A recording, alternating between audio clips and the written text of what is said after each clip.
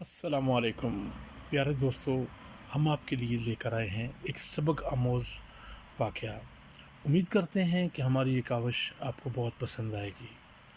ہماری گزارش ہے آپ سے کہ ہمارے چینل کو ضرور سبسکرائب کریں تاکہ ہمارے آنے والی ہر ویڈیو آپ کو مل سکے۔ پیارے دوستو، ایک دفعہ کا ذکر ہے، کسی ملک پر ایک بہت ہی ظالم بادشاہ حکومت کرتا تھا۔ وہ نت نئے طریقوں سے اپنی عوام پر ظلم کرتا تھا۔ ایک دن بادشاہ اپنے وزیر اور سپاہیوں کے ساتھ سیر کے لیے نکلا۔ وہ ایک بازار میں پہنچا۔ بازار ایک گلی کی مانند تھا۔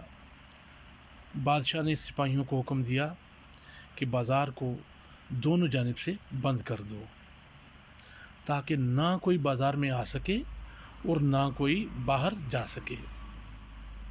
سپاہی فوری طور پر حکم بجا لائے۔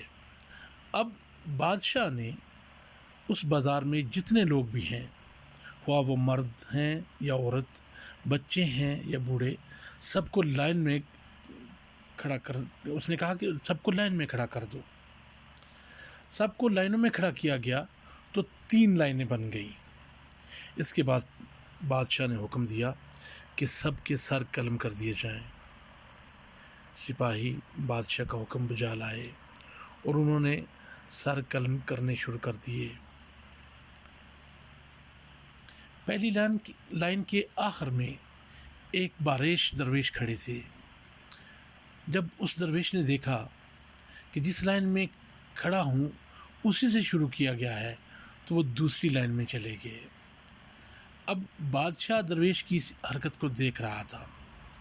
وہ ہلکا سا مسکرایا اور اب دوسری لائن کی باری بھی آ گئی تو بابا جی دوسری لائن سے پھر تیسری لائن میں چلے گئے۔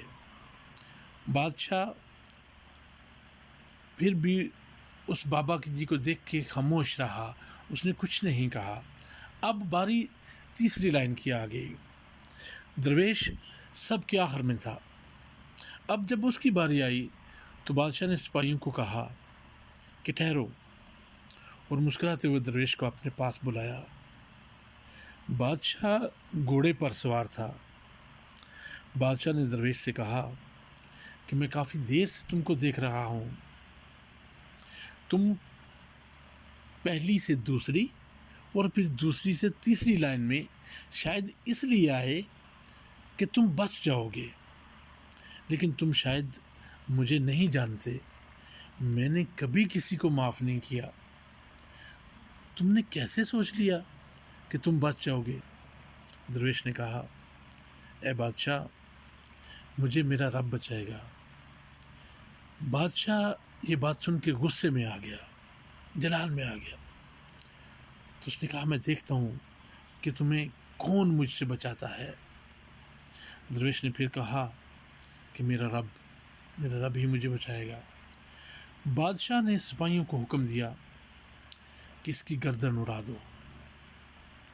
آسمان پر گہرے بادل چھائے ہوئے تھے۔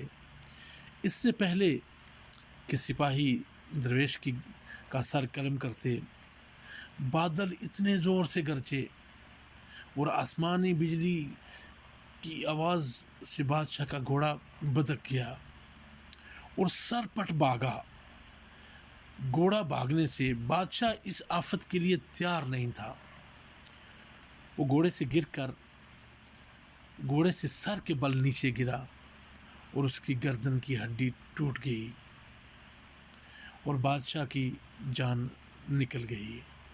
سپاہی درویش کو چھوڑ کر بادشاہ کی طرف بھاگے اور یوں مارنے والا خود اپنے انجام کو پہنچا۔ کسی نے شاید خوب کہا ہے کہ مدعی لاکھ برا چاہے تو کیا ہوتا ہے، وہی ہوتا ہے جو منظور خدا ہوتا ہے۔ ہم امید کرتے ہیں ہماری یہ کاوش آپ کو پسند آئی ہوگی۔ اپنا اور اپنے دوست احباب کا خیال رکھیے گا۔ اگر زندگی نے وفا کی تو ایک اور سبق آموز سٹوری کے ساتھ پھر حاضر ہوں گے۔ تب تک اللہ حافظ۔ اللہ آپ کا حامی و ناصر ہو۔